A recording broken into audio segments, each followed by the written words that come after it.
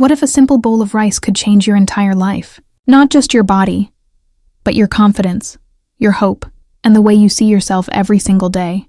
I'm not talking about fancy diets or impossible recipes.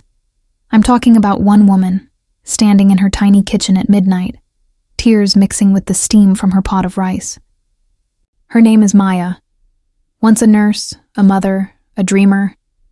Now just a woman fighting exhaustion, guilt, and the feeling that she's lost herself somewhere between work and home. But one night something changes. A moment so small it almost feels ridiculous. She decides to learn how to make her rice healthier. Higher in fiber, higher in protein.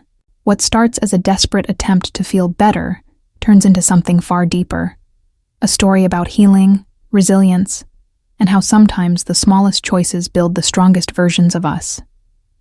Stay with me, because this story might just change how you see your own plate of rice and your own life. Maya's kitchen was quiet except for the hum of the refrigerator and the slow bubbling of a pot. It was another night of instant meals, white rice, soy sauce, and the ache of loneliness. Her son had fallen asleep hungry again, refusing to eat boring food. She stared at the rice, wondering when she stopped caring about what she fed herself or him. At work, patients talked about health and nutrition, while Maya survived on caffeine and leftover takeout. But that night, scrolling through her phone, she stumbled upon an article. How to make your rice higher in fiber and protein. It sounded too simple to matter, yet something inside her whispered, "Start here." The next morning, she added lentils, quinoa, and a handful of vegetables to her usual rice. It smelled different, warmer, fuller. As her son took his first curious bite, a small smile broke through his sleepy face.